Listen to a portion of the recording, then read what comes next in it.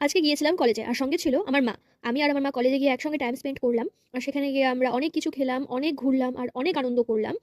আর আজকে আমি সারাদিন কি কি করলাম, কি কোথায় গেলাম, কতটা আনন্দ করলাম আর কেন আমি মাকে নিয়ে কলেজে গেলাম, সম্পূর্ণ দেখতে হলে পুরো ব্লগটি দেখো। অনেকটাই বড় হবে, তাই আগে ক্ষমা চেয়ে নিচ্ছি। তো বন্ধুরা, আজকে সকাল সকাল আমি না না না সকাল সকাল না, বেশ বেলা করেই আমি ঘুম থেকে উঠেছিলাম। আর আমার ভাই কালকে ক্লাস ওয়ানে ভর্তি হলো, যার জন্য তাকে 6টা বই দেওয়া হয়েছে। আর সেই বইটা সে আমাকে সকাল সকাল দেখাতে নিয়ে এসেছে যে, দিদি ভাই, কালকে তো তুমি আমার বইগুলো দেখোনি, তাহলে আজকে আমার বইগুলো দেখো আর পড়ে আমাকে শোনাও কি লেখা আছে এটাতে। তোমরা তো জানো, আমরা যত বড় হচ্ছি আমাদের শৈশবকালটা আস্তে আস্তে হারিয়ে যাচ্ছে। আর এই বইগুলো আমরা যখন ছোটবেলায় পেতাম, নতুন নতুন ক্লাসে উঠে আমরা কতই না আনন্দ পেতাম নতুন নতুন বই পেয়ে। তো যাই হোক, ওকে আমি সব পড়িয়ে টড়িয়ে এদিকে আমি কাজকাম করে নিচ্ছি ব্রাশ করতে করতে। আর এদিকে দেখো, ঠান্ডাতে আমার পা ফুলে গেছে, বেশ কুয়াশা বাইরে, রোদটা উঠেছে বেশ, তবে কুয়াশা আছে এখনো বাইরে।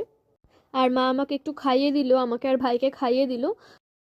আর আমি এদিকে কাজকাম শুরু করলাম, কারণ বেরোবো মা আর আমি দুজনেই তো। কাজকামগুলো সব সামটে নিয়ে তবেই যাব। আর যেহেতু আমার পুচকু ভাইটাকে বাড়িতে রেখে যাব দাদুর কাছে, তাই রান্না বান্না সব করে তবেই বেরোতে পারবো, কারণ কখন আসবো তার একদম ঠিক ঠিকানা নেই।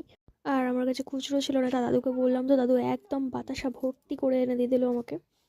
আর এদিকে চা করে নিলাম, যেহেতু সকালে চা খাওয়া হয়েছিল না, দাদু এসেছে, তাই একবারে চা করে সবাই মিলে রোদ্রে বসে চাটা খেয়ে নিলাম। আর এদিকে পুজো করতে এসে দেখো কি অবস্থা, ঘট একদম ইঁদুরে ফেলে দিয়েছে ছুটাছুটি করতে গিয়ে। আর কি করবো, আজকে হচ্ছে শনিবার, লক্ষ্মীর ঘরটা এখন আর পাততেও পারবো না, যেহেতু লক্ষ্মীর ঘর বৃহস্পতিবারের দিনই পাতে, তাই আমি সব পরিষ্কার করে পুজোটা করে নিলাম।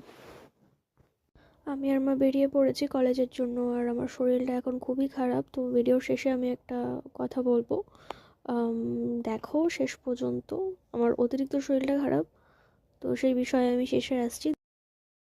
হাঁটতে হাঁটতে দেখো আমরা কলেজে পৌঁছে গেলাম। আর এই জিনিসটা মানে এই জায়গাটা আমার খুব ভালো লাগে, যেহেতু গাছটার জন্য আমাদের গেটটা একদমই চেঞ্জ, খুবই সুন্দর লাগে। আর এখানে বসে গেছি আমরা সবাই একসঙ্গে, আমি, আমার বান্ধবী, আমার বান্ধবীর মা, আমার মা।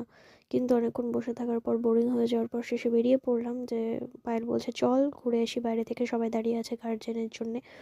চল তাহলে দাঁড়িয়ে দাঁড়িয়ে থাকি আমরা একটু বাইরে গিয়ে। আর এদিকে স্যার ম্যামরাও বিরক্ত হচ্ছে যে এখনও প্রিন্সিপাল এলো না, আমাদেরকে বলছে ঘরে গিয়ে বস, আমরা আসছি।